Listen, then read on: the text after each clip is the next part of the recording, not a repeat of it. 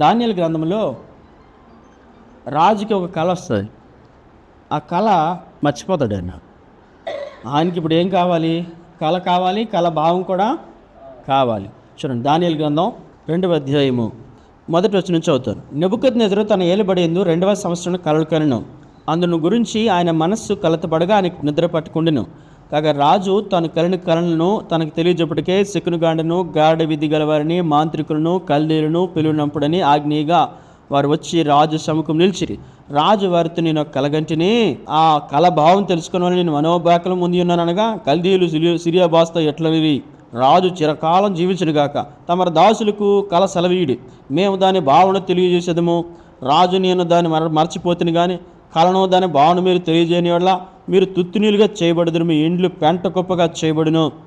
కళను దాని భావన తెలియజేసిన వల్ల దానములను బహుమానులను మహాగణతియు నా సముఖంలో నొందుదురు. కనుక కళను దాని భావనను తెలియజేయడనగా వారు రాజు ఆ కళను తమరి దాసులమని మాకు చెప్పిన వల్ల మేము దాని భావన తెలియజేసేదమని మరలా ప్రత్యుత్తరం ఇచ్చిరి. ఇప్పుడు చెప్పండి, మీకు ఇదే పరీక్ష ఒకవేళ రాజుగారు పెట్టారు అనుకోండి, ఏం చేస్తారండి? ప్రేమగల తండ్రి, ప్రభా మీకు వందనాలు. దేవుని యొక్క వాక్యం సత్యాన్ని, ఈ ప్రవచనం యొక్క లోతైనటువంటి అర్థాన్ని మేము గ్రహించగలిగేటువంటి మనసు మాకు దయచేయండి. మానవరీత్యా మేము ప్రభా బలహీనమి క్షమించండి. ప్రభా నీ స్వరం మేము వినగోరుతున్నాం. మమ్మల్ని నీ సన్నిధిలో సిద్ధపరచండి, బలపరచండి, సహాయపడండి. యేసునామమున ప్రార్థిస్తున్నాము తండ్రి, ఆమేన్. క్వశ్చన్ పేపర్ లేకుండా ఆన్సర్ రాసేయండి అని అంటే మీరు రాస్తారా? పిల్లలు ఎగ్జామ్స్ రాసేవాళ్ళు క్వశ్చన్ పేపర్ నేను చెప్పను కానీ ఎగ్జామ్స్ రాశానంటే మీరేమడుగుతారు? క్వశ్చన్స్ చెప్పండి, అప్పుడు ఆన్సర్స్ రాస్తామంటారు కదా. ఇప్పుడు సరిగ్గా అలాంటి పరిస్థితి వచ్చింది అక్కడ. ఏంటంటే కళను దాని భావాన్ని కూడా చెప్పేయండి అని అంటున్నాడు. ఎవరు? ఆ యొక్క ఇప్పుడు మీరు టైలర్ షాప్ దగ్గరికి వెళ్తారు కదా, నన్ను చూసి నువ్వు కొలతలు పెట్టేసి కుట్టేయాలయా అని అంటే ఆ టైలర్ ఏం చేస్తాడు? చూసి కొడతాడా? కేవలం చూస్తాడా? కొలతలు తీసుకుంటాడా? తీసుకుంటాడు. నన్ను చూసావు కదా, నువ్వే మొత్తం కుట్టేసయ్యా అన్నావు అనుకోండి, ఆయన కూడా మనల్ని పైనుంచి కింద వరకు చూస్తూ ఉంటాడు ఎవరైనాని. అలాగే ఈ రాజుగారు యొక్క బాధ ఏంటంటే కళ అయితే వచ్చింది, కళ మర్చిపోయినాడు. సరే, ఇంకొక సమస్య ఏంటంటే ఆ భావం కూడా ఆయనకి తెలియదు. కళ తెలీదు, కళ భావం కూడా తెలియదు. అయితే అక్కడ చాలామంది ఉన్నారు లోకపరమైనటువంటి జ్ఞానులు, మరి మాంత్రికులు, అక్కడ జ్ఞానులు, శకునుగాండ్రులు చాలామంది ఉన్నారు. అంటే ఈ దినాలు ఎలా చెప్పాలంటే జ్యోతిష్యం చెప్పేవారు, జ్యోతిష్కాలు చెప్పేవారు, లేకపోతే చూడండి నక్షత్రాలను బట్టి గ్రహస్థితిని చెప్పేటోళ్ళు చాలామంది ఉంటారు కదా లోకంలో. అలాంటి వారు అనుకుందాం. అయితే ఈ గ్రహస్థితులు చాలాసార్లు ఫెయిల్ అయిపోయినాయి. ఎందుకంటే మనిషి జీవితం పైన ఈ మధ్యకాలంలో కూడా లేటెస్ట్గా ఒక ఆయన చెప్పాడు, ఈ ఇండియా క్రికెట్ గెలవదు అని మరి బాగా గట్టిగా చెప్పాడు అనమాట. 99% ఇండియా ఫైనల్లో గెలవదు అని, గ్రహస్థితి బాగోలేదన్నాడు. అది కాదు విషయం. కాబట్టి మనం ఈ యొక్క నక్షత్రాలు మనుషుని ఏం చేయలేవు. సృష్టి మనుషుడి పైన ప్రభావం చూపించలేదు. సృష్టికర్త అనే దేవుడు, సజీవులైనటువంటి దేవుడే ఏ మనుష్యునైనా ప్రభావితం చేయగలడు అటువంటి విషయాన్ని మనము తెలుసుకునేవాళ్ళను. కాబట్టి మన జీవితము, మన పరిస్థితి నక్షత్రాల స్థితిని బట్టి కాదు అనేటువంటి విషయం మనం గ్రహించాలి. అయితే ఇక్కడటువంటి వారు అందరూ కూడా ఏం చెప్తున్నారంటే మాకెవ్వరికీ తెలియదు సార్ అని అంటున్నారు. ఆయన ఏమంటాడు? మిమ్మల్ని ఒక్కడిని బతకనే ఉన్నాం, నాకు విషయం తెలియలేదా? ఖచ్చితంగా మిమ్మల్ని అందరిని చంపేస్తాను, తుత్తునీలుగా చేసేస్తాను అన్నాడు. ఇలాంటి పరిస్థితి మనకు వస్తే మనం ఏం చేస్తాం? కానీ ఈ విషయం ఎవరికి తెలిసిందంటే చూడండి, దానియేలు భక్తుడికి తెలిసిందనమాట. తెలిస్తే దానియేలు భక్తుడికి తెలిస్తే ఆయన ఏం చేశాడంటే చూడండి 17 వచనం చదువుతాను. అప్పుడు దానియేలు తన ఇంటికి పోయి తన స్నేహితులైన అనన్యాకును, మిషాయేలునకు, అజర్యాకును సంగతి తెలియజేసి తానును తన స్నేహితులను బబులోను తక్కిన జ్ఞానులతో కూడా నశింపుకున్నట్లు ఆ కళ యొక్క మర్మ విషయంలో పరలోకమందున్న దేవుని వలన కటాక్షం పొందిన నిమిత్తము ఆయన వేడుకోనని వారిని హెచ్చరించను. అంతటి రాత్రి ఎందు దర్శనం చేత ఆ ద్వారము దానియేలుకు బయలుపరచబడును. గనుక దానియేలు పరలోకమందున దేవుని స్తుతించెను. ఎట్లనగా దేవుడు జ్ఞానబలములు కలవాడు, యుగములన్నిటినూ దేవుని నామం స్తుతినందును గాక. ఆయన కాలములను సమయములను మార్చివాడై ఉండి రాజులను త్రోసివేయచ్చు నియమించుచు ఉన్నవాడును, వివేకులకు వివేకమును, జ్ఞానులకు జ్ఞానమును అనుగ్రహించేవాడునై ఉన్నాడు. అయితే ఇక్కడ ఎవరు గొప్పవారు? దానియేలు గొప్పవాడా లేకపోతే దేవుడు గొప్పవాడా? చెప్పండి, ఎవరు గొప్పవారు? దేవుడే అక్కడ దానియేలు కూడా ఏ విధంగా అంటే చూడండి, ఎంత వినయంతో ప్రార్థన చేస్తున్నాడు. మరి అక్కడ సద్రక్ మెషక్ అబేద్నెగోలు, దానియేలు భక్తుడు అందరూ కలిసి ప్రార్థన చేస్తూ వచ్చారు. ప్రభువా, ఈ విషయం మాకు తెలియనిచో మేము కూడా ఇతరుల వల్లే నశించిపోయే పరిస్థితి ఏర్పడుతుంది అనేటువంటి విషయంలో వారు భారంతో ప్రార్థించినప్పుడు ప్రభు వారికి దర్శనం చూపించాడు. అప్పుడు చెప్పాడు, ఏమని అంటాడంటే, దేవుడు జ్ఞాన బలములు కలవాడు, యుగములన్నిటినూ దేవుని నామ స్తుతులందును గాక, ఆయన కాలమును సమయమును మార్చివాడై ఉండి రాజులను త్రోసివేయవచ్చు నియమించి ఉన్నవాడు అని వివేకును జ్ఞానం అనుగ్రహించేవాడు ఉన్నాడని మరి అతడు ఎంత అద్భుతంగా మరి తెలియజేస్తూ వచ్చాడు. కాబట్టి రాజుగారి దగ్గరికి వచ్చాడు. రాజుగారి దగ్గరికి వచ్చి మరి నేను ఆ విషయాన్ని చెబుతాను, దేవుడు నాకు బయలుపరిచారనేటువంటి విషయము ఆయనతో పంచుకుంటూ వచ్చాడు. చూడండి,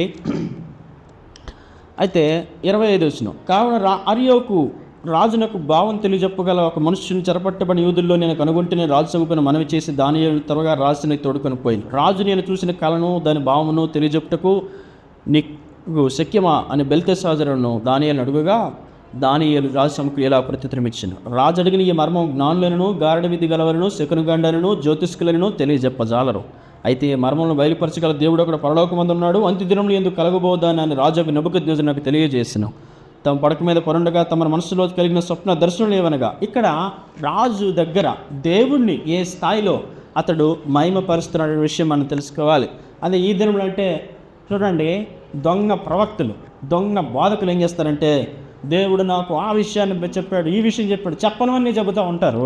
పైగా తానేదో జ్ఞానమని, తామేదో గొప్పవారని, తామేదో గాడి సింహని అన్నాడు కదా, తాను గణపరుచుకున్నటువంటి పనిలో ఈ విషయం ఒకవేళ ఈ రోజు ఉన్నటువంటి దొంగ బోధలకు ఎవరైనా ప్రభు బయలుపరిస్తే ఇంకా ఇక్కడ దేవుడనే మాట వదిలేస్తారు. ఇంకా నేనెంతో గొప్పవాడిని, నాకు ఈ విషయం తెలిసింది అని తన గురించి తాను సొంత ఘనతను సొంత స్వకీయమైలు ఎదుర్కొనేవారు అయిపోతారు. కానీ ఆయన ఏం చేశాడంటే, పరలోకమందున్నటువంటి దేవుడే, ఏ మనుషుడు దాన్ని గ్రహించగలడు, తెలియజేయలేడు, పరలోకమందున్న దేవుడే తెలియచేయగలడు అనేటువంటి విషయాన్ని తెలియచెప్పి అప్పుడు కళను మరి భావాన్ని చెబుతుంటాడు. ఆయనకు వచ్చిన కళ అంటే మనందరికీ తెలుసు కదా. ఆయనకు వచ్చిన కళ అంతా మనకి చూస్తుంటున్నాం. ఏంటి ఆ కళ అంటే, ఆయనకి ఒక ప్రతిమ కళలోకి వచ్చింది. ఆ తల ఏంటంటే మేలిమి బంగారం, తల ఏంటి మేలిమి బంగారం, తర్వాత వెండి, ఛాతీ మరియు చేతులు వెండి, ఛాతీ మరియు చేతులు ఏంటి వెండి, తర్వాత కాళ్ళు ఉన్నాయి కదా, కాళ్ళు ఈ యొక్క ఉదరం నుంచి తొడల వరకు దాన్ని ఏమంటారు, బ్రాంజ్ లేదా కాంస్యం అని తెలియజేశాడు. తర్వాత ఇనుప కాళ్ళు ఉన్నాయి కదా, ఇనుప కాళ్ళు, అది మనము కాళ్ళేమో ఇనుము అనమాట. ఇంకా లాస్ట్ పాదములు కదా, ఆ పాదం ఇనుము మరియు బంకమట్టితో కలిసినటువంటి పాదాలు మరియు వేళ్ళు అనమాట. ఇది అక్కడ ప్రతిమ కనిపించినటువంటి ప్రతిమ. మేలిమి బంగారం తల అయితే, ఛాతీ మరియు చేతులు వెండి అయితే, ఆ యొక్క ఉదరం నుంచి తొడల వరకు కాంస్యమైతే, కాళ్ళు ఇనుము అయితే, ఇనుము మరియు బంకమట్టితో కలిసినటువంటి పాదాలు మరియు వేళ్ళు చివరిగా ఉన్నాయి. అయితే ఏంటి దీని అర్థం అంటే చాలా విపులంగా తెలియచేశాడు ఆయన. ఏంటనంటే చూడండి, మీరు 2వ అధ్యాయం తర్వాత చాలా ఇంటికి మంచిగా జాగ్రత్తగా చదువుకోండి. క్రీస్తు పూర్వం 605 నుంచి 539 వరకు బబులోన్ అనేటువంటి సామ్రాజ్యం ఉండేది. బాబిలోన్ కింగ్డమ్ అంటే నెబుకద్నెజర్ వచ్చి యూదులు సైతం చెరపట్టుకొని వెళ్ళిపోయినాడు, మనందరికీ తెలుసు.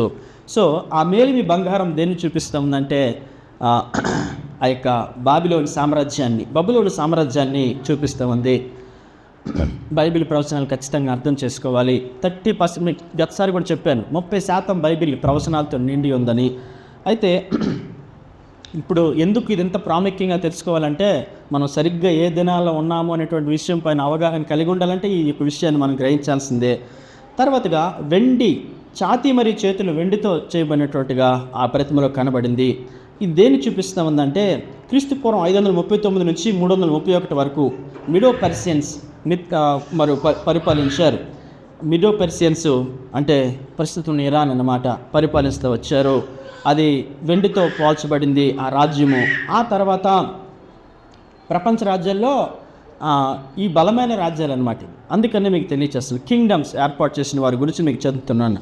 తర్వాత ఈ యొక్క ఉదరం నుంచి తొడల వరకు 331 క్రీస్తు పూర్వం 331 నుంచి 168 వరకు అనమాట. అయితే ఇప్పుడు ఏమంటారు, ఇప్పుడు ఇంతకుముందు మనం బీసీఈ తర్వాత ఇప్పుడు ఏడి అనేవారం కదా, లేటెస్ట్గా కొంచెం మార్చారు. సామాన్య శకానికి ముందు అని ఇలా ఏదో పేర్లు మార్చారు, కానీ అందరికీ ఆధారం క్రీస్తే, క్యాలెండరే ఆధారం అనమాట, క్రీస్తే ఆధారం. సరే, ఈ ఉదరం మరియు తొడలో ఎవరిని చూపిస్తుందంటే మూడవ రాజ్యం అనేటువంటి అలెగ్జాండర్ ది గ్రేట్ అలెగ్జాండర్ పరిపాలించాడు 331 బీసీ నుంచి 168 బీసీ వరకు. మరి గ్రీక్ సామ్రాజ్యం ఉండిందన్నమాట. గ్రీక్ సామ్రాజ్యం ది గ్రేట్ అలెగ్జాండర్ ఎందుకన్నారంటే చిన్న వయసులోనే ప్రపంచాన్ని మరి తన చేతుల్లో పెట్టుకున్నాడు అనమాట. అంటే ప్రపంచంలో చాలా దేశాన్ని అతడు జయిస్తూ వచ్చాడు. ఆ తర్వాత వచ్చినటువంటి సామ్రాజ్యం చాలా స్ట్రాంగ్ది, రోమన్ సామ్రాజ్యం. క్రీస్తు పూర్వం 168 నుంచి క్రీస్తు శకం 476 వరకు మరి అతి ఎక్కువ సంవత్సరాలు మరి వీరు పరిపాలించారు. ఇది రోమా సామ్రాజ్యం, రోమీలు పరిపాలించారు. అదే రోమీలటువంటి కాలంలోనే ప్రభువైన క్రీస్తు రోమీలు సిలువ వేయబడుతూ వచ్చారు. మరి చివరిగా కనబడినటువంటి విషయం ఏంటంటే ఇనుము మరియు బంకమట్టితో పాదాలు ఉన్నాయి, 10 వేళ్ళు కూడా ఉంటాయి కదా పాదాలకు. సో ఇది దేన్ని చూపిస్తుందంటే కొంతవరకు బలహీనమైనటువంటి రాజ్యము, కొంతవరకు బలమైనటువంటి రాజ్యముగా ఉంటుందన్నమాట. ఇనుము మట్టి కలిసి ఉండవు కదా, అయినా కూడా అది చేసి చూపిస్తుందంటే ఇనుము మట్టి కలవటాన్ని కొంతవరకు బలంగా ఉంటుంది రాజ్యం, కొంతవరకు బలహీనంగా ఉంటుంది అనేటువంటి విషయము మనము గ్రహించాల్సినటువంటి వారముగా ఉన్నాము. అయితే ఇది ఇప్పుడు దేన్ని చూపిస్తుందని చాలామంది నిపుణులు ఏమంటారంటే రోమన్ సామ్రాజ్యం తన యొక్క అధికారం ముగిసిన తర్వాత మన ఇప్పుడు ఉన్నటువంటి లేటెస్ట్గా ఆధునికంగా యూరోపియన్ యూనియన్ ఏర్పాటు చేయబడింది. యూరోపియన్ యూనియన్ ఐరోపా అన్నమాట. మనం ఐరోపా ఖండంలో మరి యూరోపియన్ యూనియన్ అన్నిటిలో చాలా కొన్ని దేశాలు ఉంటాయి. ఇటలీ కూడా యూరోపియన్ యూనియన్లో ఒక కంట్రీగా ఉంటుంది. ఇటలీలో ప్రాముఖ్యమైనటువంటి రాజధాని నగరం ఇటలీలో రోమ్ అన్నమాట. సో రోమ్ అనే పట్టణం నేటికి కూడా ఉంది. సో వీళ్ళు ఇప్పుడు ఎక్కడ కలిసిపోయినారో ఆ యొక్క యూరోపియన్ యూనియన్లో ఉన్నారనమాట. సో ఇప్పుడు ఆ యూరోపియన్ యూనియన్లో చాలామంది ఐరోపా దేశంలో ఉన్నప్పటికీ చాలామంది ఆ యూరోపియన్ యూనియన్లో లేరు. ఆఖరికి యునైటెడ్ కింగ్డమ్ కూడా యూరోపియన్ యూనియన్లో లేదు. సో కొన్ని దేశాలు లేవన్నమాట. స్కాట్లాండ్ యూరోపియన్ యూనియన్లో కొన్ని సభ్యత్వం లేదనమాట. సో వాటి వేరుగా ఉన్నారు, అంటే 10 రకాలుగా ఉంటారని అర్థం. ఇప్పుడు ఉన్నటువంటి యూరోపియన్ యూనియన్ని అది చూపిస్తుంది అనమాట. ఆ చివరి ఆ పాదాలు ఆ ఇనుము మట్టితో కలిసినటువంటిది. సో ఎంతవరకు మనం గ్రహింపులోకి వచ్చాం ఏంటనంటే చూడండి, ఎంతవరకు గ్రహింపులోకి వచ్చాం. దానియేలు ప్రవచనం ప్రకారం హెడ్ అయిపోయింది, చేతులు అయిపోయినాయి, ఉదరము తొడలు అయిపోయినాయి, ఇనుము అయిపోయింది. చివరిగా ఎక్కడున్నాం మనం ఇప్పుడు చెప్పండి, ఎక్కడున్నాం? పాదాల దగ్గర ఉన్నాం. ఎక్కడున్నాం అంటే మనం ఇప్పుడు ఎక్కడున్నట్టు? ఆనందంలో ఉన్నాం, ముగింపులో ఉన్నామా? చెప్పండి. మనం సరిగ్గా దానియేలు యొక్క ప్రతిమలో ఉన్నటువంటి ఆ యొక్క భావం ప్రకారం ఆరంభంలో ఉన్నామా, ముగింపులో ఉన్నామా? మనం ఇప్పుడు చివరి దినాల్లో ఉన్నామా, ప్రారంభ దినాల్లో ఉన్నామా? చివరి దినాల్లో ఉన్నాం. చెప్పండి, ఎక్కడ ఉన్నాం? చివరి దినాల్లో ఉన్నాం. ఎవరు ఒప్పుకోకపోయినా, ఎవరు అంగీకరించకపోయినా సరిగ్గా మనం చివరి దినాల్లో ఉన్నాం. ఎక్కడున్నాం చెప్పండి? చివరి దినాల్లో ఉన్నాం. అంటే సంఘం ఎత్తబడాల్సినటువంటి సమయం ఆసన్నమైంది. భూమి మీద 7 ఏళ్ళ శ్రమకాలం కూడా మరి జరగాల్సి ఉంది. ఈ యొక్క రాజ్యంలో నుంచే ఇజ్రాయేల్కి నార్త్లో నుంచే, ఇజ్రాయెల్ దేశానికి నార్త్ నుంచి ఒకటి రావాలంట. ఎక్కడికి? ఎవరు రావాలి? యాంటీ క్రైస్ట్ రావాల్సి ఉందన్నమాట. అంత్యక్రీస్తు రావాల్సింది. వాడు మరి ప్రపంచాన్ని శాంతి దూతగా పరిచయం చేసుకుంటాడు. ఇజ్రాయెల్ కూడా ఈయన క్రీస్తుని నమ్ముతారు, 3వ దేవాలయంలో కూర్చుంటాడు. చాలా జరుగుతాయి. ఇజ్రాయెల్ కరెక్ట్గా నార్త్లో ఉన్నటువంటి ప్రాంతం నుంచి వస్తాడు. అయితే చాలామంది ఏమంటారంటే దాను గోత్రానికి చెందినటువంటి వ్యక్తి బబులోన్ సమయంలో పుట్టినవాడు, ఇప్పుడు యూరోపియన్ యూనియన్లో సెటిల్ అయ్యాడు. బహుశా అక్కడి నుంచే ఇశ్రాయేల్ గోత్రం నుంచి ఒకటి రావాలి, దాను గోత్రం నుంచి. ఎందుకంటే దాను గోత్రం సర్పంతో పోల్చారనమాట ఆ దినాల్లో. సరే, చాలామంది ఇంకా మిడిల్ ఈస్ట్ నుంచి వస్తాడు, సిరియా, లెబాన్ నుంచి వస్తాడు, రష్యా నుంచి కూడా రావచ్చు. ఎందుకంటే 40% ఆఫ్ ద రష్యా ఐరోపాలో ఉంది, 60% ఆఫ్ ద రష్యా ఆసియా ఖండంలో ఉంది. కాబట్టి రష్యా నుంచి కూడా రావచ్చు అని అంటారు, కానీ ఖచ్చితంగా ఇజ్రాయెల్ దేశానికి నార్త్ నుంచే రావాలని బైబిలే చెబుతుంది. చూడండి, దానియేలు గ్రంథం 11వ అధ్యాయము 40 వచనం. దానియేలు గ్రంథం 11వ అధ్యాయం 40 వచనం. అంత్యకాలం మందు దక్షిణ దేశపు రాజు అతనితో యుద్ధం చేయను, మరి ఉత్తర దేశపు రాజు రథములను గుర్రపు రౌతులను అనేకమైన వాడలు సమకూర్చుకొని తుఫాను వలె అతని మీద పడి దేశముల మీదుగా ప్రవాహం వలె వెళ్ళుచు. ఎక్కడి నుంచి రావాలంటాడు? ఉత్తర దేశపు రాజు రావాలంటాడు. అంటే ఉత్తరం నుంచి రావాలి. ఎక్కడి నుంచి ఎక్కడి వరకు? ఆ యొక్క ఇజ్రాయెల్కి నార్త్లో ఏదైతే ఉందో అక్కడి నుంచి రావాలి, ఉత్తరం నుంచి రావాలి అనేటువంటిది మరి చాలామంది అంటూ ఉంటారు. మరి కొంతమంది ఏమంటారంటే పునరుద్ధరించబడుతుంది కదా, రోమన్ సామ్రాజ్యం మరలా రివైవ్డ్ చేయబడుతుంది. దానియేలు గ్రంథం 7వ అధ్యాయము, అంటే దానియేలు గ్రంథం 7వ అధ్యాయం 24 వచనం. రాజు ఆజ్ఞగా దానియేలు మీద నింద మోపిన మనుషులను వారు తోడుకొని వచ్చి సింహపు గోలు పడదృసి వారిని వారి కుమారులను వారి భార్యను పడదృసి 7:24 నేను చదవాలి, క్షమించండి. 6 ఆ 10 కొమ్ములు ఆ రాజ్యం నుండి పుట్టబో 10 మంది రాజులు సూచిస్తున్నది. కడపట ముందుగా ఉన్న రాజులకు భిన్నమగు మరి ఒక రాజు పుట్టి ఆ 3 రాజును పడద్రోయిను. చూడండి, ఇక్కడ 10,000 10 కొమ్ములు ఇవన్నీ కూడా ఆ యొక్క విడివిడిగా ఉన్నటువంటి రాజ్యంలో రాజును చూపిస్తుందన్నమాట. అయితే ఒకడు వస్తాడు చాలా భిన్నమైన వాడు అని మరి మనము ఇందులో చూస్తుంటున్నాం. ఎవరు ఆ భిన్నమైన వ్యక్తి? క్రీస్తు విరోధి అనమాట. ఎవరైనా భిన్నమైన వ్యక్తి? క్రీస్తు విరోధి. అంత్యక్రీస్తు రాబోతున్నాడు. ఎందుకంటే నిజమైన క్రీస్తుని ప్రజలు అంగీకరించలా. నిజమైన క్రీస్తుని ప్రజలు ఏం చేయలేదు? అంగీకరించలా. ఎవరిని అంగీకరిస్తారు దేవుడిగా? చెప్పండి, ఎవరిని అంగీకరిస్తారు? అంత్యక్రీస్తుని, అంటే మృగాన్ని, దుష్టుడిని, భయంకరమైన క్రూరమైన వ్యక్తిని వారు ఏం చేస్తారు? తమ దేవుడుగాను మెస్సియాగాను అంగీకరిస్తారు అన్నటువంటి విషయాన్ని మనము దేవుని యొక్క వాక్యంలో చూస్తూ ఉంటున్నాము. కాబట్టి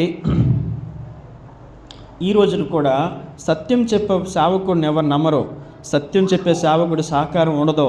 కానీ అబద్ధం చెప్పేవాడికి లోక సంబంధమైన దీవెనలు ఉన్నాయి. లోక సంబంధమైనటువంటి దేవుని జీవితంలో అంతా మేలే. నువ్వు జీవితం మారకపోయినా, నువ్వు రక్షణ పొందకపోయినా, నీ పాపాలను నువ్వు కొనసాగుతున్నా, ఈ లోక ప్రవాహంలో నువ్వు కొట్టుకొని పోతున్నా, వాడి లాభం కొరకు, వాడి ఘనత కొరకు నీకు అంతా మేలే అంటాడు. అంతా మేలే. ఎందుకంటే అహాబు రాజు మరి యెహోషాపాతు రాజు యుద్ధానికి వెళ్ళినప్పుడు, సిరియా దేశానికి వెళ్ళినప్పుడు 400 మంది ప్రవక్తలు ముక్త కంఠంతో యెహోవా నామములో గెలిచేస్తామని అబద్ధ ప్రమాణం చేశారు. ఒక్కడు మేకయ్య ఉన్నాడా? తిరిగి రావు, నువ్వు తిరిగి వస్తే నన్ను దేవుడు పంపలేదన్నాడు. కానీ అతని మాట ఎవరు నమ్మలా. కానీ అహాబు తిరిగి రాలా. చరిత్రలో జరిగేది బైబిల్ గ్రంథంలో ఉంది, మీరు చదవండి. ఆ యొక్క అహాబు తిరిగి రాలేదు, చనిపోయినాడు. కాబట్టి 400 మంది దేవుడి నామని చెప్పారు. ఎందుకు జరగలేదు? ఈ దినాల్లో దేవుడి నామాన్ని వ్యర్థంగా ఉచ్చరిస్తున్నారు. దేవుడికి అది చేస్తాడు, ఇది చేస్తాడు. చాలామంది వారి జీవితాలు అత్యంత ప్రాముఖ్యమైన విషయాలు బోధించకుండా అనవసరమైనటువంటి విషయాలపైన ప్రజల దృష్టి పెట్టేలాగా నీకు ఇల్లు వస్తుంది, బంగ్లా వస్తుంది, కారు వస్తుంది, వారి అవసరతలు గుర్తిస్తున్నారు, వారికి ఒక బిస్కెట్ వేస్తున్నారు. అది నేటి బోధ. కాబట్టి వారిని విశ్వాసం వైపు నడిపించడం, ఆత్మలో బలపరచడం, దేవుని వైపు చూపించడం, దేవుని మీద ఆధారపడటం నేర్పించడం మానేశారు. కాబట్టి చాలా భయంకరమైనటువంటి దినాల్లో ఉన్నాం. ఇది చివరి దినాలకి ఇది కూడా సూచన. అబద్ధ ప్రవక్తలు ఎక్కువ అవుతారు, అబద్ధ క్రీస్తులు కూడా వస్తారు అనేటువంటి విషయము ఇందులో మనము ఖచ్చితంగా ఈ చివరి దినాల్లో జరుగుతున్నటువంటి సత్యాన్ని మనం తెలుసుకోవాలి. యెహోషువ 5:43 నేను నా తండ్రి నామను వచ్చి ఉన్నాను, మీరు నన్ను అంగీకరింపరు. మరి ఒకడు తన నామను వచ్చినోడ్లా వారిని అంగీకరించరు. ఏమన్నాడు? చాలా ఖచ్చితంగా చెప్పాడు. మీరు నన్ను అంగీకరించరా, మీరు నేనెవరో తెలియట్లా, నా ప్రేమ, నేను మీకు చేసినటువంటి త్యాగం మీకు తెలియట్లా. కానీ ఇంకొకడు వస్తాడే, వాడు ప్రేమతో నటిస్తాడే, వాడిని మాత్రం మీరు నమ్ముతారన్నాడు. నేను యథార్థంగా ప్రేమించానా? యథార్థంగా మీకు నేను గద్దిస్తున్నానా? మీ విషయం మీకు నేను తెలియజేస్తున్నానా? అయినా నన్ను మీరు అంగీకరించరు, నమ్మరు. ఆడొస్తాడే, ఆడు నవ్వుతారన్నాడు. ఈ దినాల్లో నిజమైన బోధకుడికి ఆదరణ తక్కువ. కానీ ఎవరికి ఎక్కువ ఉంటుంది? చెప్పండి, ఎవరికి ఎక్కువ ఉంటుంది? బాగా మ్యూజిక్లు వేసి, డ్యాన్స్లు వేసి, ప్రజల్ని తప్పుదోవ పట్టించి, ఆరాధన పేరట్లో అల్లర్లు క్రియేట్ చేసి, స్వస్థతల పేరట్లో చూడండి ప్రజలను మభ్యపెట్టి, జనాలను పోగు చేసి, డిస్కో డ్యాన్స్లు వేస్తే ఈ దినాల్లో అదే ఆరాధన కూడా పరిగెత్తుకునే గొడ్డి గొర్రెలు ఉన్నాయి. కాబట్టి ఎవరిని ఏం చేయలేము. ఎందుకంటే బైబిల్ తెలియట్లేదు చాలామందికి, దేవుని అంగీకరించట్లేదు. ఆ దినంలో యూదులు తన సొంత ప్రజలు ఇశ్రాయేలీయులు ప్రభు అయిన క్రీస్తుని సిలువ వేయడానికి అప్పగించారు. ఇస్కరియోతు యోధా ప్రభువుని అమ్మేశాడు, అందుకే ఈ దినాలు కూడా క్రీస్తుని అమ్మేస్తుంటున్నారు అనేటువంటి విషయం మనం తెలుసుకోవాలి. కాబట్టి ఇది చాలా బాధకరమైన విషయం. క్రీస్తుని అంగీకరించడం, మృగమైనటువంటి వాడిని, మృగ స్వభావం కలిగిన వాడిని, దుష్టుడైన వాడిని, వాడికి అన్ని పేర్లు ఉన్నాయి బైబిల్ గ్రంథంలో, క్రీస్తు విరోధమైనటువంటి వాడిని ఈ లోకం అంగీకరిస్తుంది రేపటి దినాన్న. వాడిని రాజుగా చేసుకుంటూ చక్రవర్తిగా చేసుకుంటుంది. వాడేం చేస్తాడంటే ఒకే మతం, ఒకే రాజకీయ వ్యవస్థ, ఒకే ఆర్థిక వ్యవస్థను క్రియేట్ చేసి one world economy, one world religion, one world political system తీసుకొచ్చి ఈ ప్రపంచానికి చక్రవర్తి అవుతాడు. మొదటి 3.5 సంవత్సరాలు శాంతితో నడిపిస్తాడు. ఆ తర్వాత వాడు ఉగ్రరూపాన్ని చూపిస్తాడు. ఆ సమయంలో మనం క్రీస్తుని అంగీకరించాలంటే చావు ఒకటే మార్గం, వేరొక మార్గం లేదు. ఫుడ్ దొరకదు, ముద్ర వేసుకోవాలి, యాంటీ క్రైస్ట్ ముద్ర. ఆ తర్వాత ప్రభువు రాకడ ఉంది, రెండవ రాకడ. కాబట్టి ఇవన్నీ మనం ఖచ్చితంగా తెలుసుకోవాలి. మనం చివరి దినాల్లో ఉన్నాము అనే దాని గురించి మీకు నేను విషయాలు తెలియజేస్తుంటున్నాను. కాబట్టి ఎక్కడి నుంచైనా రాని, నార్త్ నుంచి వస్తాడు, సిరియా, లెబనాను, రష్యా, లేకపోతే మిడిల్ ఈస్టా, లేకపోతే ఏమంటారు ఆ యొక్క ఒకవేళ బబులోన్లో పుట్టినటువంటి దానుగోత్రానికి సంబంధించిన వాడు ఒకవేళ ఆ యొక్క రోమా సామ్రాజ్యంలో ప్రజెంట్ ఉంటే ఎక్కడి నుంచైనా రాని ఖచ్చితంగా వస్తాడనే విషయం మనం గ్రహించాల్సిందే.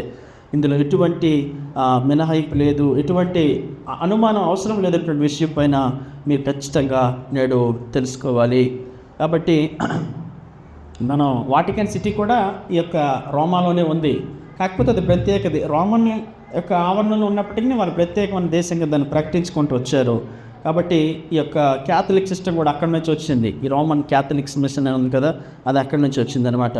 కాబట్టి మనం ఈరోజు అర్థం చేసుకునే సంగతి ఏంటంటే, మరి యాంటీ క్రైస్ట్ రాబోతున్నాడు. అయితే ఈ చివరి రాజ్యం, ఈ రాజ్యాలన్నీ కూడా ఏమవుతున్నాయి?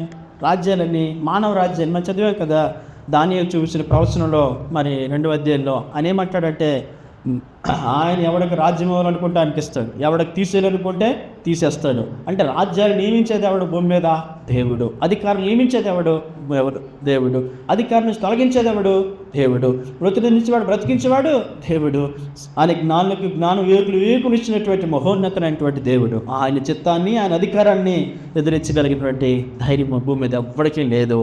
కాబట్టి ఈ భూమి మీద అధికారాన్ని బట్టి, బలాన్ని బట్టి, కులాన్ని బట్టి, మతాన్ని బట్టి, ఐశ్వర్యాన్ని బట్టి ఈరోజు ఉప్పొంగిపోయేటువంటి వ్యక్తులకి రేపు ఎలాంటి పరిస్థితులు ఉండబోతాయి అనేది ఆ శ్రమకాలంలో చూస్తారు.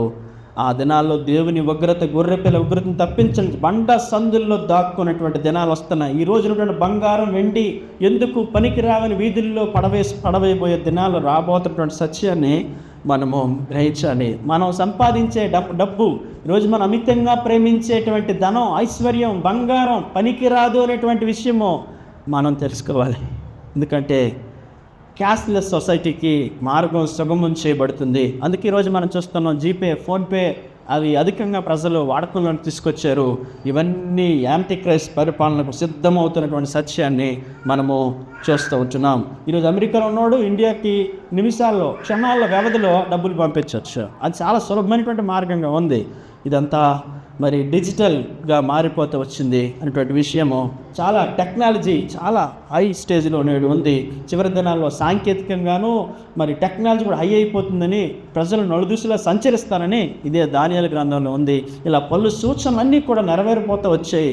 కాబట్టి మిగిలింది దేవుడు తన మధ్యాకాశానికి వచ్చి తన సంఘాన్ని తీసుకెళ్లే సమయమే. మరి అది ఏ దినమైనా రావచ్చు, ఈరోజైనా రేపైనా ఎప్పుడైనా రావచ్చు అనేటువంటి విషయాన్ని మనం ఖచ్చితంగా తెలుసుకోవాలి. అయితే ఈ రాజ్యాలన్నీ వెళ్ళిపోయి ఎవరి రాజ్యం భూమి మీద ఉండబోతుందంటే, చేతి సహాయం నేను రాయి మా యొక్క పాదులు పడితే ఆ పాదులు చిన్నాభిన్నములు అయిపోతుంది. ఆ రాయి ఏంటంట చెప్పండి? ఆ రాయి ఎవరు? క్రీస్తు. ఆ బండెవరు? క్రీస్తు. ఆ రాయి మరి చూడండి, ప్రభు అయినటువంటి క్రీస్తు 1000 ఏళ్ల పరిపాలన, millennium Kingdom after 7 years tribulations, 7 ఏళ్ల శ్రమకాలం తర్వాత మరలా ప్రభు అయిన క్రీస్తు 2వ రాకడలో తన పరిశుద్ధులందరితో పాటు భూమి మీదకి రానై ఉంటున్నాడు. అప్పుడు మిలీనియల్ కింగ్డమ్ అంటే 1000 ఏళ్ల పరిపాలన అనేది ఈ భూమి మీద ఉండబోతుంది. అది మనం ప్రకటన గ్రంథం 28 కూడా చూడబోతుంటున్నాం. తర్వాత ఇలా అనేక విషయాలు మనము చూస్తూ ఉంటున్నాము. కాబట్టి ఈ శాశ్వతమైనటువంటి రాజ్యము మరి దేవుడు ఏర్పాటు చేయబోతున్నాడు అనేటువంటి విషయం పైన మన అవగాహన కలిగి ఉండాలి. ఆ తర్వాత 1000 ఏండ్ల పరిపాలన, 1000 ఏండ్లు కూడా సాతానుడు భూగాధంలో బంధించబడతాడు. ఆ తర్వాత శాశ్వతమైన రాజ్యం మరి దేవుడు నిత్య రాజ్యాన్ని ఏర్పాటు చేయబోతున్నాడు. 1000 ఏండ్ల పరిపాలన భూమి మీదే ప్రభు అనేటువంటి క్రీస్తు పరిపాలన చేస్తాడు. మన సంఘంలో ఎత్తబడితేనే మరలా ఆయనతో పాటు వస్తాం. మీరు విషయం జ్ఞాపకం ఉంచుకోండి. చాలామంది ఏమంటారంటే వితండవాదం చేస్తుంటారు. అసలు అంతం అప్పుడే రాదు, అంతం గురించి మాట్లాడలేదు. ఇక్కడ తన సంఘానికి తీసుకువెళ్ళే సమయం వేరు, ప్రభు అయిన క్రీస్తు భూమి మీదకి రావటం వేరు, 7 ఏళ్ళ శ్రమకాలం వేరు, అంతం వేరు అనేటువంటి విషయం పైన అవగాహన కలిగి ఉండాలి. 7 ఏళ్ళ శ్రమకాలం తర్వాత, 1000 ఏండ్ల పరిపాలన తర్వాత ఈ భూమి ఆకాశాలన్నీ కాలిపోబోతున్నాయి. నూతన ఆకాశాన్ని, నూతన భూమిని ఆయన చేయబోతున్నాడు. మన కొరకు న్యూ జెరూసలేం అనే సిటీని ఆల్రెడీ ఆయన తయారు చేస్తూ ఉంటున్నాడు, ఇండ్లు నిర్మిస్తూ ఉంటున్నాడు. వీటిపైన ఒక మంచి అవగాహన మనం కలిగి ఉంటే ప్రభు అయిన రాకడకు మనం సిద్ధపడవచ్చినటువంటి విషయం పైన మనము అవగాహన కలిగి ఉండాలి. కాబట్టి ఈరోజు చాలామంది ఈ విషయం గ్రహింపలేక ఇంకా పర్వాలేదు అని చెప్పి నిలువెచ్చని జీవితంలో జీవిస్తూ, ఇష్టానుసారమైనటువంటి జీవితాన్ని జీవిస్తూ, మరి తమకు అనుకూలమైనటువంటి జీవితాన్ని వారు నడుచుకుంటూ అసలు భయమేమీ లేకుండా మరి వారు జీవిస్తున్నటువంటి సందర్భాన్ని మనం చూస్తుంటున్నాం. ఈరోజు ప్రభు యొక్క మాటలన్న అనేక మందికి లెక్కలేదు. చాలామందికి ఇక మారు మనసు లేనటువంటి జీవితం, నిలువెచ్చనతో ఉన్నటువంటి జీవితాన్ని జీవిస్తున్నారు. ప్రభువుకి తమ జీవితంలో మహిమ లేకుండా వారు జీవిస్తూ ఉంటున్నారు. కాబట్టి వీటన్నిటిని మనము ఖచ్చితంగా పరిగణలోకి తీసుకొని ప్రభు యొక్క రాకడకు సిద్ధపడే వారంగా ఉండాలి. చూడండి, ప్రకటన గ్రంథం 20 అధ్యాయము 2-3 వచనాలు చదువు. అతడు ఆది సర్పమును అనగా అపవాదియు సాతాను అన్న గట్టి సర్పమును పట్టుకుని 1000 సంవత్సరాలు వాడిని బంధించి అగాధంలో పడవేసి, ఆ 1000 సంవత్సరాలు గడిచే వరకు జనములను మోసపరుచుకున్నట్లు అగాధం మూసి తనకు ముద్ర వేసినట్టు పిమ్మట వాడు కొంచెం కాలము ఏమవనో విడిచిపెట్టబడును అనేటువంటి విషయము మనము దేని వాక్యంలో చూస్తూ ఉంటున్నాము. కాబట్టి 24 వచనం కూడా చదువుతాను. అంతటా సింహాసనం చూస్తేనే వాటి మీద ఆశీనులు ఇంటి వారికి విమర్శ చేయటకు అధికారం ఇవ్వబడును. మరియు క్రూరముఖం కలిగిన దాని ప్రతిముఖ నమస్కారం చేయక తన తొసల ఎందు కానీ చేతులు ఎందు కానీ ముద్ర వేయించుకొనని వారిని యేసు విషయమై తమిచ్చిన సాక్షి నిమిత్తము దేవుని వాక్య నిమిత్తమును శిరచ్ఛేదనం చేయబడిన వారి ఆత్మను సూచితే వారు బ్రతికిన వారి 1000 సంవత్సరం క్రీస్తుతో కూడా రాజ్యము చేసింది.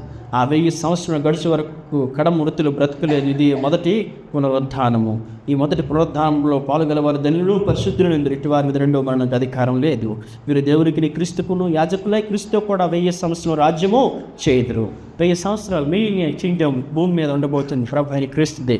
ఈ రాజ్యాలన్నీ కొట్టివేయబడతాయి. మానవ రాజ్యాలన్నీ బలహీనమైనవే, అది కూడా దేవుని ఏర్పాటు చేసినవే. అవన్నీ కొట్టివేయబడి దేవుని యొక్క మహారాజ్యాధికారం ఆ రోజు మనం పొందటం చూస్తుంటాం. ఆ రోజు సువార్త ఇలా చెప్పరు, సులభంగా మృదువుగా ఉండేటు ఇనుపు దండంతో ప్రభు అని క్రీస్తు వెళ్తూ ఉంటాడు.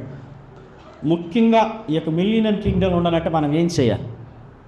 ఆయన కొరకు పని చేయాలి. బుద్ధిగల కన్నికల వలె విశ్వాసాన్ని, ప్రార్థనను, నమ్మకత్వాన్ని కలిగి ఉండాలి. ప్రభు కొరకు సమర్పణ జీవితాన్ని కలిగి ఉండాలి. ఆయన రాకడ కొరకు మనం సిద్ధపడుతూ ఉండాలి.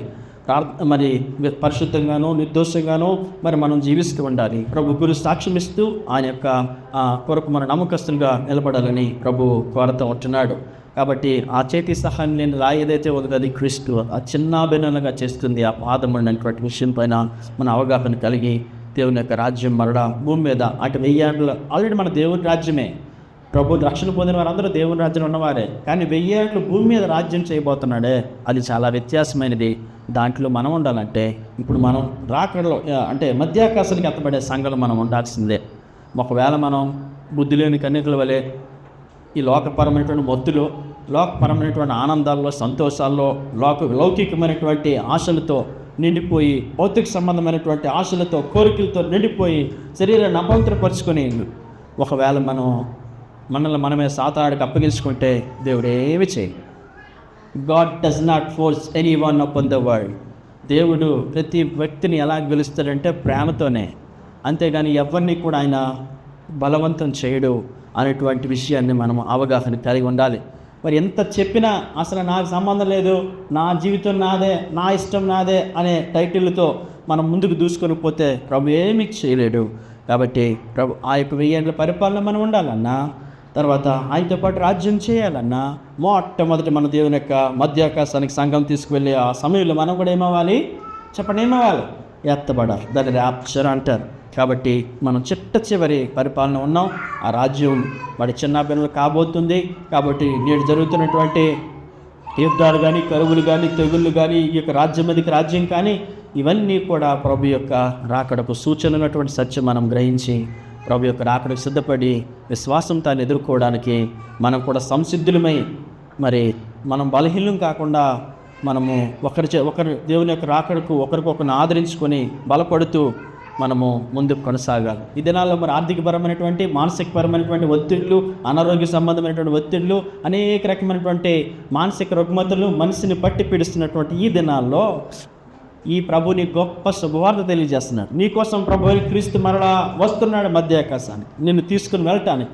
ఈ భూ సంబంధమైన శ్రమలు, దుఃఖము, మరి ఆ యొక్క ఇబ్బందికరమైనటువంటి జీవితం నుంచి, కృంగుబాటు నుంచి, వ్యాధుల నుంచి, శ్రమల నుంచి, అనారోగ్యం నుంచి శాశ్వతమైనటువంటి విముక్తిని కలుగు చేయడానికి, నిత్య ఆనందాన్ని, సంతోషాన్ని కలుగు చేయడానికి, నీ శ్రమ నుంచి పూర్తి విడుదల కలుగు చేయడానికి ప్రభువైన క్రీస్తు మరలా వస్తున్నటువంటి సత్యాన్ని ఆ యొక్క ఆదరణతో, ఆ యొక్క కృపతో మనం ముందుకు బలం తెచ్చుకుని ముందుకు కొనసాగాలని ప్రభువైన క్రీస్తు ప్రేమతో మీకు తెలియజేస్తూ ఉంటున్నాడు. కాబట్టి ఈ యొక్క భూమి మీద ఉన్నటువంటి శ్రమ, దుఃఖము శాశ్వతం కాదు. మనకున్నటువంటి కంఫర్ట్ లైఫ్ భూమి మీద శాశ్వతం కాదు. లేకపోతే మనకున్నటువంటి దుఃఖంతో కూడిన జీవితమైన శాశ్వతం కాదు. There is no permanent life upon the earth. మనకి ఈ భూమి మీద ఏ శాశ్వతమైన జీవితము లేదు అనేటువంటి సత్యాన్ని మనం గమనించాలి. మనకి పౌరుషత్వం ఎక్కడుంది చెప్పండి? మన సిటిజన్షిప్ ఎక్కడుంది? దేవుని యొక్క రాజ్యంలో ఉంది. కాబట్టి మనం పరలోక పౌరులమైనటువంటి సత్యాన్ని గమనించాలి. ఆయన వస్త్రాన్ని ఆదరణతో మనము ధైర్యం తెచ్చుకొని ప్రభు కొరకు జీవించాలి, సాక్ష్యం అవ్వాలని ప్రభు కోరుతున్నాయి. ప్రభు మనకు సహాయం చేయను గాక. ప్రేమల తండ్రి యేసు ప్రభువా, మీకు వందనాలు. మాకు సహాయం చేయండి. మీరు అక్కడ కొరకై సందర్శించండి. చిట్ట చివరి పరిపాలన ఉన్నట్టుగా మీరు మాకు ప్రవచనం ద్వారా తెలియజేస్తున్నారు. దానియేలు భక్తుడికి ఆ రోజు మీరు చూపిస్తున్నటువంటి ఆ ప్రతిమ యొక్క ప్రతిమను బట్టి ఈరోజు మేము చిట్ట చివరి పరిపాలన ఉన్నాం. మీ లోకాన్ని సంపాదించుకోవడానికి పరిగెత్తకుండా ప్రభువుని సంపాదించుకోండి, ప్రభు కొరకు ఆత్మలు సంపాదించుకోండి, ప్రభు కొరకు నిలబడి మన నిజమైనటువంటి జీవితాన్ని జీవించడానికి మా అందరికీ సహాయపడుతున్నామని వందరము చెల్లించుకుంటూ మరి మా ప్రభువును యేసు క్రీస్తు వారి గణనామంలో స్తుతించి ప్రార్థించి వేడుకుంటున్నాము తండ్రి. ఆమేన్.